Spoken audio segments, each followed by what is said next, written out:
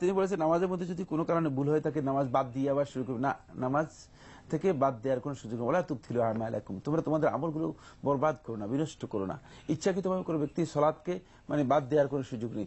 বাদ দিবে কি সেই ভিত্তিতে তিনি সালাতের মধ্যে ইহরাম করে যেভাবে ঢুকেছেন তাহলিল ও হাত তাসলিম, আবার সালাম দিয়ে এর থেকে হালাল হতে হবে। এটাকে মানে ঢুকাটা হারাম, মানে আপনি হারাম হয়ে গিয়েছেন ঢুকে, মানে এর মধ্যে আপনি প্রবেশ করেছেন। আবার এর থেকে হালাল হওয়ার পদ্ধতি হচ্ছে সালামের মাধ্যমে আপনি হালাল হতে হবে। সুতরাং আপনি যদি বলেন না নামাজকে বাদ দিলাম, তাহলে আপনি এই ইবাদতের মধ্যে মানে আপনি যে কাজটা করছেন এটা গর্হিত, এই ইবাদত আপনার শুদ্ধ হয়নি এবং কাজটা ভুল হয়েছে। ইবাদতের মধ্যে এটা এইভাবে ইচ্ছাকৃতভাবে বাদ দেওয়ার কোনো সুযোগ নেই। সালাতের মধ্যে আপনি এরপরে যে মাসালাটা আলোচনা করেছেন সেটা আরেকটা মাসালা, দুটা কিন্তু ভিন্ন কথা।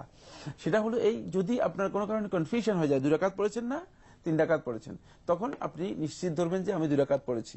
যদি কনফিউশনটা 3 রাকাতের মধ্যে হয় তাহলে 2 রাকাত পড়েছেন, আর যদি কনফিউশনটা 2 রাকাতের মধ্যে হয় যে আমি 2 রাকাত পড়লাম না 1 রাকাত পড়লাম, তাহলে আপনি 1 রাকাত পড়েছেন। কমটা ধরতে হবে, যেটা কম সেটা ধরে আপনি তারপরে বাকি সালাত আদায় করবেন এবং সালাতের শেষে সাজদাতুস সুহু দিবেন, সুহু সেজদা দিয়ে আপনি সালাত শেষ করবেন। এটাই হচ্ছে মূলত সালাতের বিধান এবং এইভাবেই সালাত আদায় করতে হবে।